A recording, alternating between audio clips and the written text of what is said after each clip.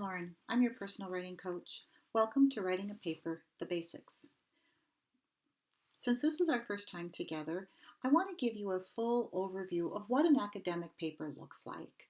We're going to be working together and breaking down each one of these sections inch by inch, step by step. So don't be alarmed at all the different steps, but I think it's nice to know what needs to be done over the course of the next few weeks. Because I'm going to be covering more information in this little tutorial, it will be a little bit more lengthy than normal.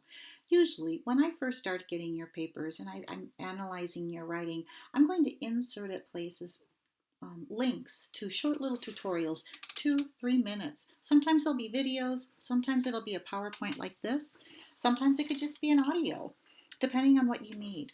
That's the beauty of doing this the way we are, because I'm going to be focusing on what you need, and you have to watch only videos of things that you need to get better on. You don't have to waste time on things that you're doing well. My job is to make you better wherever you are. So if you're a beginner, don't panic. I have helped many beginners become good writers. If you're an advanced writer, also don't panic. There's always room for improvement because I want to make you the best you can be. So sit down, get comfy, grab a notebook, take notes. Feel free to download these slides and write all over them. When I first started writing, I always had my notes right next to my computer for easy reference. This is one of the things I like about writing is it's not a test that you have to take to show what you remember all the steps. It's really implementing the steps. So I'm going to be giving you the steps, keep them nearby you, and let's begin our journey. The first thing I want you to understand is the scope of what a paper entails. We're going to be focusing on a 5-paragraph essay for now. You will be growing to doing research papers. And certainly, if you're college bound, you will end up writing 15, 30-page papers eventually down the road. And don't panic, that probably won't be until you're a senior in high school or maybe your master's thesis. But it really doesn't matter because if you can write one solid paragraph, you can write one solid paper. If you can write one solid 5-paragraph paper, you can write a book. It all starts with the basics, and that's what we're focusing on here. So every paper starts with an introduction. An introduction starts with a broad statement. I'm very visual, so everything I do has to have a picture attached to it. So bear with me if you're not visual. Fast forward my explanations if they bore you. That's one nice thing about not sitting in a classroom. You can't always fast forward the teacher. But I think about the first broad statement to be like a net cast into the ocean. I'm out in the ocean fishing, and I'm not even sure it's legal to fish with a net, but in my world, we're going to fish with a net. And I'm going to throw that net out. And that net is going to encompass a certain area. And everything that net covers is okay to talk about in the paper. That first sentence throws the net very wide, but I don't want to talk about that large of an area. So each sentence is going to bring that net in tighter and tighter until it culminates into my thesis statement. That thesis statement is going to be the guiding principle for the entire paper. After the introduction, you're going to have your main points. Now, most main points are between 2 and 5 main points. For us, we're going to focus on 3, 2. Really, it depends on what you want. But I wouldn't go less than 2 and I wouldn't go more than 5. Each main point follows the same pattern, and it's going to be this TIQA pattern. Now, if that's nothing magical, I certainly did not come up with it. I was teaching my own children in homeschool, and I was frustrated trying to figure out how to explain to them how to write a paragraph. So I went to the internet and I started searching, and I ran across this TIQA method, and it has served me well for 20 years. I've used it in my own college as I've gone back to college as an adult. I've used it in many of my English classes for the past 10 years, and I haven't ever really found anything better than that. And we'll explain that more in detail. So basically, that topic sentence is going to be the mini thesis statement. It's going to guide what each paragraph is going to talk about. And we're going to talk about that much more in length in a few slides. Then the conclusion. The conclusion has a few steps. The first one is repeating the thesis. It's basically reminding your audience, hey, this is what I wanted to do in the first place. Then you're going to touch on your main points. I always go back up to my topic sentences and say, oh yeah, I talked about A, I talked about B, I talked about C. And then you want to leave your audience with that lasting thought. We'll get into that more later. Again, because I'm visual, I like to think of the introduction as a funnel shape or this triangle. And it's very wide at the top. That's that broad general statement. And each sentence is narrowing that focus closer and closer to thesis. Now that doesn't mean that my sentences are shorter. It just means that I'm narrowing the idea. And I'll be giving you a sample of that in a couple slides. First, we're going to focus on that almighty thesis statement. So the step one, very first thing you're going to do when you write a paper is you're going to sit down and define your thesis statement. It's a one sentence statement. It's not going to be a question. It's just going to say what you're going to talk about. So the sample I'm going to be talking about in a little bit is about Winnie the Pooh. And when I went and I did a little research on Winnie the Pooh, and I'm just using that as an example because when I teach my classes, it's amazing how many stories the kids are not familiar with. But just about everybody has seen Winnie the Pooh. So I hope you understand where I'm going with this. So I did a little research on Winnie the Pooh, and I found out that Winnie the Pooh was named after one of the author's son's stuffed animals. He had fallen in love with the bear that had been transported from Canada to England, if I remember correctly. And so the dad would tell him these stories based on his stuffed animals in his room. So I am going to focus my idea on A.A. Milne writing Winnie the Pooh based on this stuffed animal. Now, the location of this thesis statement is going to be the very last sentence in your paragraph. A lot of my students love to put the thesis statement first, and that's a no-no.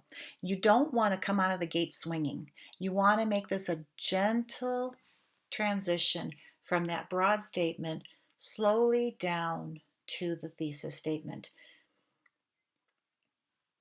So, the final thought is this thesis is going to be the guiding statement that will guide your entire paper. If I am going to be writing about Winnie the Pooh and what the inspiration was for its creation, I'm certainly not going to start talking about Piglet or Eeyore unless I include that into the thesis statement. So the final thought here, if you don't have a thesis, you really have no direction in your paper.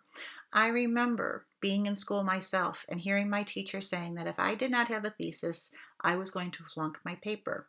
And I remember being very, very, very annoyed at her, thinking, how dare you? I put all this work into a paper, and because I blow one sentence, you're going to fail me? And I remember thinking that was really rude of her. But many years later, I understand what she was trying to say, because if you don't have a thesis statement, you really don't have any focus. You're going to meander all over the place and really not say anything at all. In college, if you don't have a thesis statement, they probably won't even finish reading your paper. They'll just stop at the introduction and give you that bad grade. So we're here to stop that from ever happening. This is the example of a basic introduction. It's not earth-shattering, but it's okay. So most children love animals. This is one of the reasons that stuffed animals are such a favorite among preschoolers. The young son of author A.A. Milne was so fond of a cub at the zoo that he named his stuffed animal after it. Milne used his son's affection towards the stuffed animal as inspiration for his creation of the now famous stories called Winnie the Pooh. So if you notice, the sentences are of different lengths. I don't have a very long opening sentence. It's not required. Sometimes your thesis statements can be a little bit longer. And if you want to make it more than one sentence, then we have tricks to help you with punctuation. But the thesis statement here is just one sentence.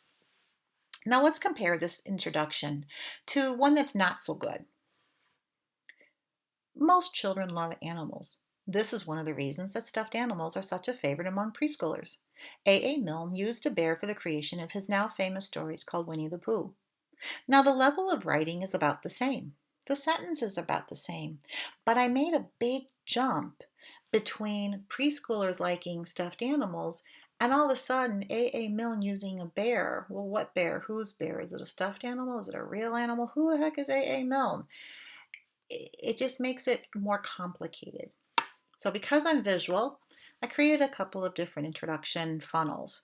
The one on the left, as you can see, the nice smooth lines gently leading the reader from the broad statement to the thesis. Now, I like to think of me walking a toddler down the street.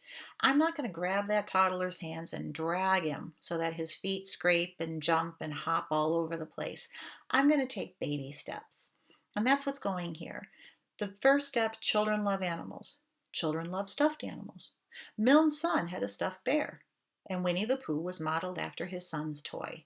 It seems to be a more gentle journey to the thesis statement. The second funnel makes too big of a jump. Children love animals, same thing. Children love stuffed animals, same thing. But we're missing that connection of who A.A. Milne's son, that he's a stuffed bear, and we jump right into the thesis. Now, a lot of you may not like to write, and you may feel like, oh, I've written enough. Introductions for a 5-paragraph essay, count on them being at least 3 to 4 sentences. I think that would be a gentle enough connection, but make sure you don't make big jumps from idea to idea. Here's a sample introduction. Now, this sample introduction is one that I wrote for a class on, I'm trying to remember the name of it. It was Black American authors. I can't remember the name of the class actually. But this paper actually turned out to be about 8 pages. And I've shortened the introduction a little bit just to help you see the general transition of a regular college level introduction. An epic journey is usually a story based on a legendary male hero. Classical heroes such as the Greek Odysseus or the Anglo-Saxon Beowulf are the standards heroes are classified by. Traditionally, these epic journeys follow a prescribed pattern.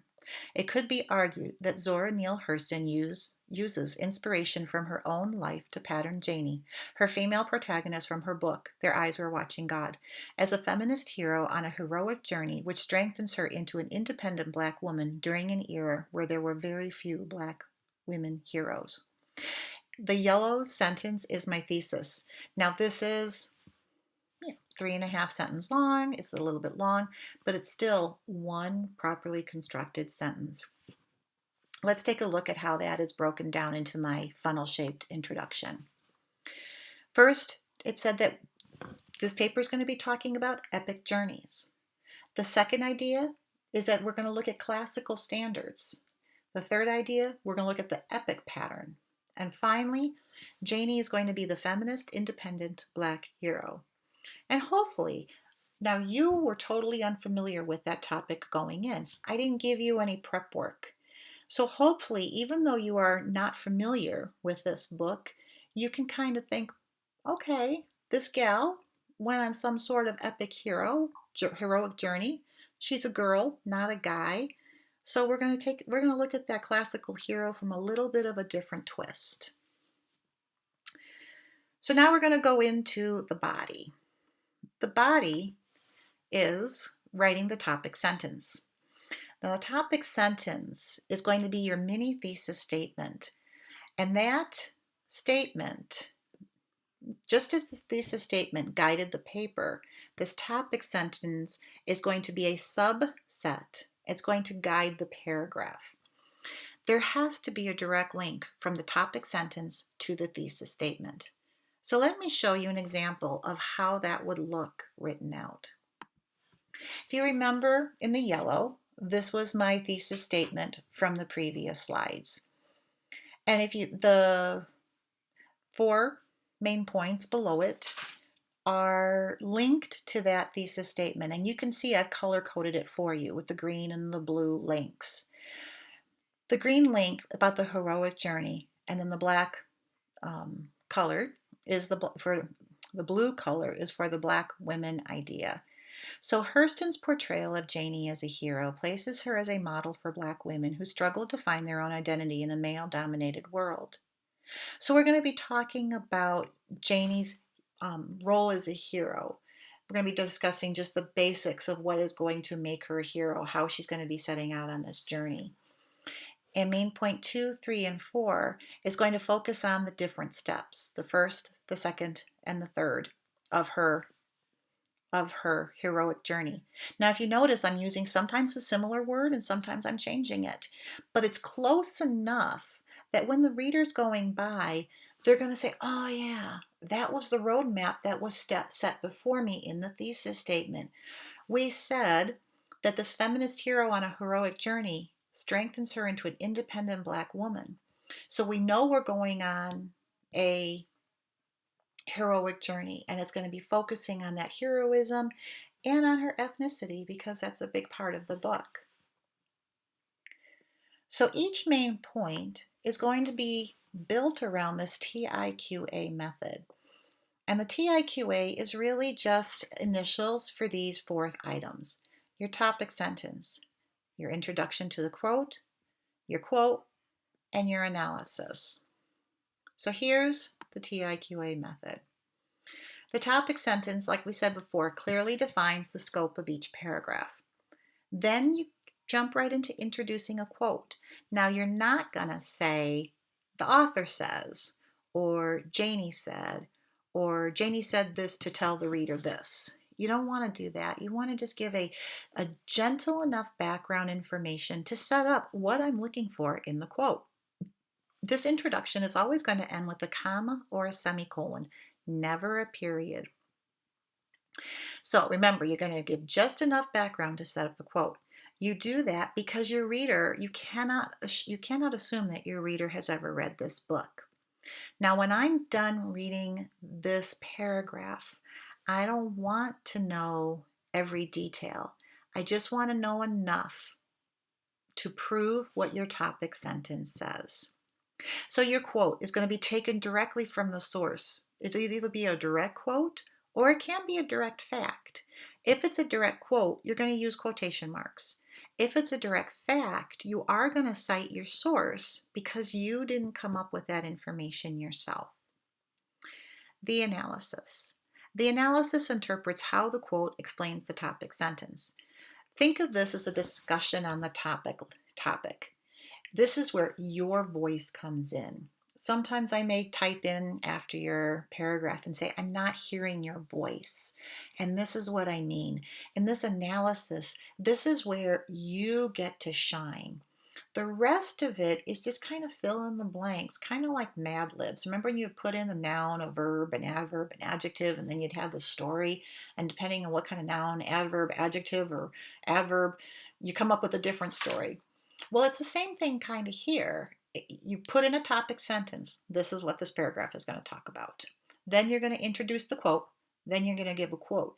That's pretty dry and pretty standard. The analysis is where I get to see the wheels turning in your head and explaining. This is where you're going to have those aha moments where I'm going to literally lean back in my chair and say, wow, I never thought of that. And that's what you want to have happen. So here's the sample main point. And I know the writing is a little small, but bear with me, it's all on one screen at least. So the topic sentence for your first paragraph. Hurston's portrayal of Janie as a hero places her as a model for Black women who struggle to find their own identity in a male-dominated world. This is my introduction to the quote. Hurston understands the struggles every Black woman faces as she struggled to live her own life in the face of rejection from her family and always felt like she had to fight for her own financial survival. Period. Now, it's a gentle introduction. This is a 2-sentence introduction, so we're going to go into the second one. After leaving home at the age of 14, Hurston bounced around between homes and fought hard to find the patron who would finance her education. Now, this is a detailed fact. It's not necessarily a quote, but this is something that's not known to the general public. So I'm going to cite it from the source that I found it on with the author's last name, no comma, just a space, and the page number that it was found on. Notice that it's in parentheses and the period's on the outside. We'll get into citations later. Right now we're just focusing on the paper. She often found herself having to pander to white people for her very existence. Notice this clause is ending in a colon. That's another introduction to a quote. So what I'm doing here is really a TIQIQA. And that's kind of an advanced technique, but this is for the upper level writer. So here we go. After the colon, I'm going to put the quote directly from the source. Only when a woman is self-supporting and independent is she able to speak and to write without fear. And there it's being cited with the page number. Now this is where my voice comes in. Since Hurston was dependent on being accepted by her white patrons and editors to make sure she had enough money to live on, she was not free to be independent as long as she was forced to look to others for approval. This is the exact place that Janie finds herself in as her grandmother forces her into a safe and stable but loveless marriage. Now we're going into a second introduction to a quote. There's a colon, there's another quote. It is all right by Nancy that Logan Hillocks is neither loved nor desired by Janie. He has 40 acres under plow and a house. And here's the final analysis. Nanny sees financial stability as the panacea that will protect her granddaughter from the abuse that she and Janie's mother faced at the hands of white men. Her idea of safety was born out of victimization. Love was not even in this picture. Now that panacea is a big word, and it's basically like muju juice. Grandma thinks that this is going to solve all your problems. So this is a pretty advanced paragraph, and you're not required to start with this many quotes and analysis, but I wanted you to see what a basic good paragraph will look like. Yours will be much simpler to begin with, unless of course you're ready to tackle the big things. So the things to double check for. Each topic sentence directly links to the thesis statement. The introduction to the quote gives just enough background to allow someone with no knowledge of the story to understand what the quote is about. Be careful not to give sentences a plotline explanation. That is one of the biggest mistakes basic writers want to do. They feel like they have to tell every little bit of the story. If you find yourself saying, then this happened, or then this happened, and then this happened, stop it. Go back and erase half those sentences. I really don't care what the plot line is. When I'm done reading the story, I don't want to say, wow, I think I would recognize that story from beginning to end. I want to be encouraged. I want to be stretched. I want to think about a certain idea that is found within that paper or within that book. So remember that every quote, every introduction to the quote will end with a colon or comma. There is one other way, but for now we're just going to stick with this. And the analysis is to ensure that you explain how the quote proves what you promised in the topic sentence. It's like a contract. When you open up that topic sentence, you're promising your reader that this is what you're going to discuss. Your analysis is proving that the quote you chose is really evidence backing up what your claim was in that very first sentence. Your analysis should be at least one sentence and preferably, probably more. All right, those are the things you should do. These are the things you should never do. Never, never, never, never, never use a personal pronoun. Ever. I like to say, think about your younger brothers or sisters or nieces, nephews, cousins, any babies that you babysit. And the older people in the room, when they see the child put their finger in a light socket, say, no, no, no, no, no, don't put your finger in a light socket. I want it to be so severe that you would hear, no, no, no, no, no, don't use personal pronouns. This is the hardest thing to break. And I will do my best to point out every time you do it. What I will write on your paper is I will say, yikes, no personal pronouns. And I will actually use little emoticons to make little sad faces to remind you. It is so easy, especially in the conclusion, to start falling into this familiar pattern. Now, why don't we ever want to use pronouns? It's really because this is a analytical, objective paper. As soon as you put your voice in there, and I know I said I want your voice in the analysis, I want to hear your arguments, but as soon as you use the word I or we or you should do this, Now it's a personal paper, and people will their feathers will ruffle. They're like, "How dare you tell me what I should be thinking?" You want to be presenting it as fact and let the reader accept it or not. But it's not personal between you and the reader. You don't know each other. Even if you do know each other, you write that you don't know each other. It is third person. The only exception to this rule is if it is found the personal pronoun inside a direct quote. And I like to say, and you do that only begrudgingly, and not that you can't, but I want you to be so upset with using personal pronouns that you're even going to feel guilty if you put it inside a quote. So, what is a personal pronoun? They are the words I, me, my, mine, you, yours, we, us, our, ours. Each one of these pronouns includes you alone, or you and one other person. Third person pronouns are completely fine. He, she, it, they, theirs. Those are okay because you're not included in their group. All right, conclusions. We already talked about a little bit in the beginning, but here we're going to go into it a little bit more in depth. That sentence 1, you're going to repeat the thesis in a general and new way. It really will be a general synonym. Remember, without saying, remember the thesis statement, this is what it is. You want to just present it one more time. Now, we've talked about this thesis statement a lot of times already. It was in the thesis, it was in the main topic, the topic sentence for each main point. Now, here it is again in your conclusion. And you may feel like that's overkill, but it's not. And this is because readers have short-term memory. We all have short-term memory. We need to be reminded. The best sermon I ever heard, the pastor repeated his main point at least 20 times.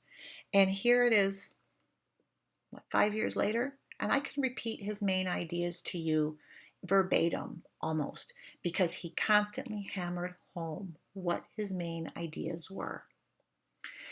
So sentence 2 or 3, you're going to repeat the main points that were discussed in each paragraph. And this is really, again, just as a reminder. And that last sentence is to leave the reader with a lasting thought. The things not to do is really only one thing. Well, besides not using personal pronouns, is no new thoughts are ever in the conclusion. Only review what was discussed in the introduction or body. So here is a sample conclusion.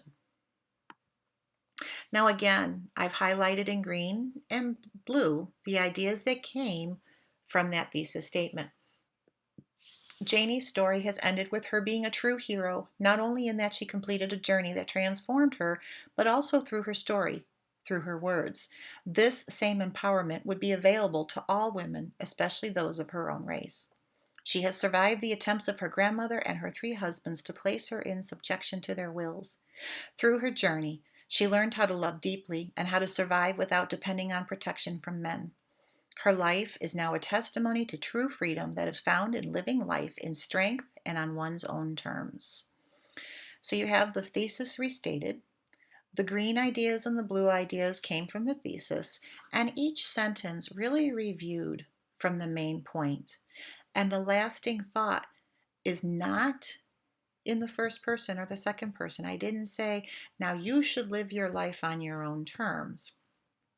It's saying that this character, because really, many of you might even now be bristling at that statement. Well, how dare you say I should live my life on my own terms? I'm supposed to live my life based on biblical terms.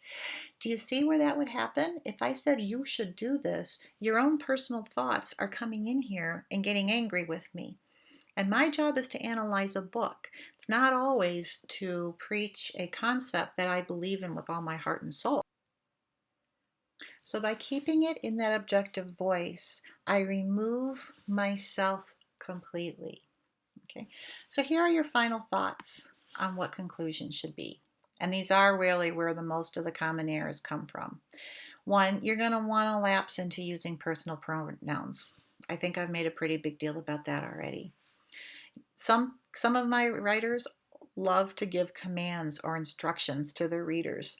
There's nothing better than to tell somebody what to do, but this is not the place to do that. And the third thing is giving new examples. You have to stop and say, did I present this information already?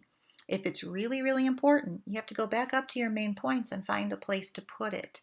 If it's not that important, then at this point you can just drop it. So where are you going to go next? That's pretty much the overview. There's a lot more on how to do MLA citations. So I have a document on MLA Citations Simplified. And really, that's the easiest method I've ever found to demystify a very complicated system. So you made it through your first tutorial. Hope it wasn't too difficult. Sit down, enjoy yourself. It's going to be a fun journey, and I promise you, you'll learn. See you next time.